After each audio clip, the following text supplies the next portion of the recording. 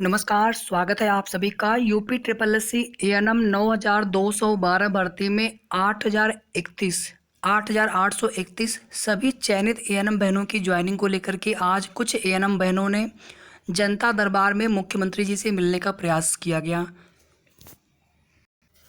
उसके अलावा इसी एएनएम 9212 भर्ती के ऐसे एएनएम बहनें जिनका सिलेक्शन कुछ पॉइंट से कुछ नंबरों से नहीं हो पाया 8831 की मेरिट लिस्ट में। तो जितने भी रिक्त पद हों इन फ्यूचर उन सभी पदों पर जिसमें 381 सीटें भी हैं, तो उन सभी सीटों पर एक प्रतीक्षा सूची आए उसको लेकर के भी उनकी तरफ से ज्ञापन देने का प्रयास किया गया और साथ ही साथ मुख्यमंत्री जी से मुलाकात करने का प्रयास हुआ। तो वीडियो को आप लोग पूरा देखिएगा लास्ट तक। इन सभी अपडेट को बताने से पहले आप सभी से एक छोटी सी रिक्वेस्ट हमारी ये है कि जैसे एएनएम 9212 भर्ती में ज्वाइनिंग की प्रोसेस को लेकर के जो कुछ भी चीज़ें हमने आपको पहले बताई थी कि आपके ही भर्ती पर कार्य जो है आयोग में निरंतर चल रहा है। हालांकि बीच बीच में जो है दूसरे नोटिस भी आ रहे हैं, जैसे कल देखेंगे, कल 3 नोटिस जारी हुई थी। मुख्य सेविका का सिलेबस, एक एएसओ और एक यूडी एलडी एसआई, दोनों की ऑफिशियल आंसर की रिवाइज्ड वाली, आगे लेखपाल की भी रिवाइज्ड आंसर की आनी है। तो ये सभी कार्य चलते रहेंगे, लेकिन कोई दूसरा रिजल्ट नहीं आ पा रहा है। जैसे जेई 2016, जेई 2018, जूनियर असिस्टेंट 2019 या लोअर 2019 कंप्यूटर ऑपरेटर, इन सभी भर्तियों के रिजल्ट आने हैं। एक भर्ती है मंडी परिषद, उसका डीबी होना है। अभी उसमें जो है प्रोग्रेस या प्रोसेस जो है शुरू नहीं हो पाया है आगे की डीबी के लिए। तो अभी जब तक आपकी भर्ती आयोग कंप्लीट नहीं कर लेते हैं पूरी तरह से, कंप्लीट का मतलब है कि आपके रिजल्ट की जो फाइल है वो आपके परिवार कल्याण को भेज नहीं देते हैं। अभी देखेंगे एक लेटर जारी हुआ था जो परिवार कल्याण के एक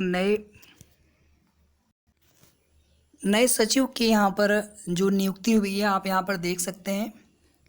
धनंजय शुक्ला विशेष सचिव की तरफ से ये शासनादेश जारी किया गया है, जिसमें श्री पार्थ सारथी सेन शर्मा आईएएस प्रतीक्षारत शासन द्वारा जनहित में आपको प्रमुख सचिव चिकित्सा स्वास्थ्य एवं परिवार कल्याण विभाग उत्तर प्रदेश शासन के पद पर तैनात किए जाने का निर्णय लिया गया है। तो जब भी कोई नए अधिकारी आते हैं तो थोड़ा सा समय लगता है उनको, 1 दिन 2 दिन 3 दिन का कार्यभार ग्रहण करने, फिर और आगे के जो भी कार्य होते हैं तो उन चीज़ों में थोड़ा सा 2-3 दिन का समय और लग जाता है अतिरिक्त।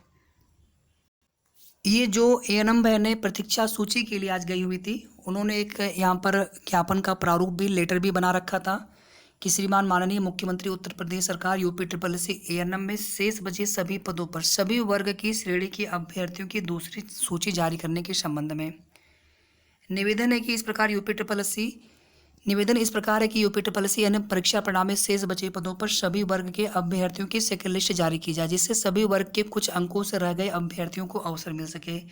माननीय यह पीईटी के द्वारा परीक्षा से की गई पहली भर्ती, इस भर्ती में ज़्यादा से ज़्यादा बहनों को शामिल होने का अवसर दिया जाए, जिससे उनके परिवार में खुशियाँ आ सके। महोदय, इस अवसर का बहुत दिनों से सभी बहनों को इंतजार था, कृपया इस विषय में गंभीरता से विचार कर दूसरी सूची जारी करने की कृपा करें। देखिए, जितनी जल्दी यहाँ पर ज्वाइनिंग की प्रोसीजर समाप्त होगी उतनी ही जल्दी जितने भी रिक्त पदों का विवरण होगा वो आयोग के पास होगा, विभाग के पास होगा, और उन पदों पर अगर एक सेकेंड लिस्ट वेटिंग सूची आ जाती है तो हम तो अपने स्तर से, या सच कहें तो वेटिंग सूची आनी चाहिए, सेकेंड लिस्ट आनी चाहिए, और ज्वाइनिंग की जो प्रक्रिया है वो जल्दी से जल्दी कंप्लीट हो, ताकि फिर आगे जितने भी खाली पद बचें, चाहे वो भी की जो 381 सीट है, उन सभी पदों को शामिल करते हुए वेटिंग लिस्ट जारी की जाए। इसके बाद जो चयनित एएनएम बहनें थीं उनकी तरफ से भी यहाँ पर एक ज्ञापन पत्र तैयार किया गया था। हालांकि इतना ये बहुत मतलब डिटेल लिखने की यहाँ पर आवश्यकता नहीं होती, फिर भी जो भी कोशिश आप लोग कर रहे हैं समझ लीजिए बहुत अच्छी कोशिश है।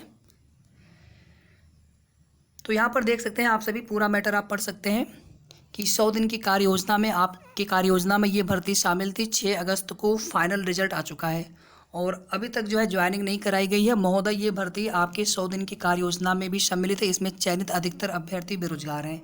ज़्यादातर लोगों ने अपने पूर्व प्राइवेट नौकरी से त्यागपत्र दे दिया है, जिसके कारण उनके सामने स्वयं एवं परिवार के भरण पोषण में समस्याओं का सामना करना पड़ रहा है। इसमें देखिए, जितने भी संविदाकर्मी एएनएम बहनें हैं, आप लोग कई, मैं देख रहा हूँ कमेंट और मैसेज आ चुके हैं, फ़ोन पर भी आप लोग कुछ लोगों ने पूछा है कि क्या हम अपना रिजाइन दे दें वहाँ पर, और जो आपके पैसे हैं पीएफ वाले जो पैसे, वो पैसे आपको मिलेंगे पूरे जोड़ करके, उसके लिए आपको परेशान नहीं होना है। और मेरा तो ये सजेशन रहेगा कि यहाँ पर आप ज्वाइनिंग कर लीजिए, उसके बाद आप वहाँ पर रिजाइन दीजिए। बाकी जैसे आपने इतने दिन किया वैसे कुछ दिन और कर सकते हैं। हालांकि ज्वाइनिंग तो यहाँ पर समय पर होनी है, ज्वाइनिंग में डिले नहीं होगा। और ज्वाइनिंग को लेकर के हमने पूरी प्रक्रिया आपको बता दी थी कि ज्वाइनिंग किस प्रकार से कैसे होना है। सबसे पहले यूपी ट्रिपल एस सी आयोग से आपकी भर्ती पर निरंतर काम चल रहा है और अभी तक आपकी रिजल्ट भेजे नहीं गए हैं। कुछ लोग कह रहे हैं कि रिजल्ट भेज दिया गया है विभाग को, अभी रिजल्ट भेजा नहीं गया है कम्प्लीटली। रिजल्ट पूरी तरह से और अलग अलग उसकी फाइल बना करके, जैसे प्रोविजनल का है, विद का है, फ्रेशर का है, संविदा कर्मी, अनुभव प्रमाण पत्र आदि सभी चीज़ों की वेरिफिकेशन आदि को लेकर के जो भी उनके पास अलग अलग उन्होंने कैटेगराइज किया हुआ यूपी ट्रिपल एस सी आयोग ने, उसी हिसाब से वो परिवार कल्याण विभाग को भेजेंगे पूरी रिजल्ट की फाइल। तो इसमें लगभग आप 10 से 15 दिन का समय मान के चलें, जिसमें से लगभग 3-4 दिन 5 दिन निकल चुका है। तो कम से कम यहाँ पर 10 दिन आप और मान के चले। हमने 10 सितंबर बोला था आपको, 10 सितंबर तक ये प्रोसेस कंप्लीट हो जानी चाहिए। अगर आयोग से 10 सितंबर तक भेज देते हैं तो उसके बाद फिर विभाग से जो वेरिफिकेशन की प्रक्रिया है, चाहे प्रोविजनल के या फिर अन्य प्रमाण पत्रों को लेकर के, या जिनका सब ठीक है, तो सबकी ज्वाइनिंग से पहले ये सभी प्रोसेस करने में कम से कम 10-15 दिन का समय उनको भी लग सकता है। 10 दिन का 15 दिन का समय, तो पूरा सितंबर महीना लगभग इसी में चले जाना है। और अक्टूबर में ही ज्वाइनिंग लेटर और ज्वाइनिंग की जो फाइनल प्रक्रिया है वो कंप्लीट होने वाली है। सितंबर में देखिए संभव नहीं है या पॉसिबल नहीं लग रहा है अभी तक फ़िलहाल में, क्योंकि अभी तक आयोग से रिजल्ट ही नहीं भेजा गया है। तो सितंबर में यही सब प्रोसेस चलते रहेंगे, रिजल्ट भेजना, फिर आगे उस पर वेरिफिकेशन और जो भी उसमें डॉक्यूमेंट्स वगैरह को लेकर के जो भी चीज़ें हैं उसको फाइनल किया जाएगा। और उसके बाद फिर सबकी ज्वाइनिंग एक साथ, और ज्वाइनिंग में जो है नियुक्ति पत्र वितरण समारोह किया जाएगा। मुख्यमंत्री जी स्वयं उसमें शामिल होंगे और अपने हाथों से कुछ एएनएम बहनों को लखनऊ अपने आवास पर बुला करके स्वयं वे नियुक्ति पत्र वितरण करेंगे। आप देख लीजिएगा, प्रोसेस इसी प्रकार से होने वाली है। और साथ ही साथ दीपावली से पहले पहले नियुक्ति पत्र वितरण करने की पूरी तैयारी है। जैसे रक्षाबंधन से पहले पहले आपका रिजल्ट जारी करने की पूरी कोशिश थी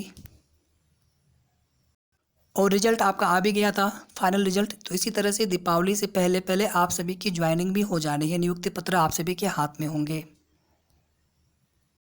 अब यहाँ पर आप सभी को बहुत ज़्यादा परेशान होने की ज़रूरत नहीं है, ठीक है। जो चीज़ें आपको बताई जा रही है लगभग उसी के अकॉर्डिंगली आपको चीज़ें आगे देखने को मिलने वाली हैं।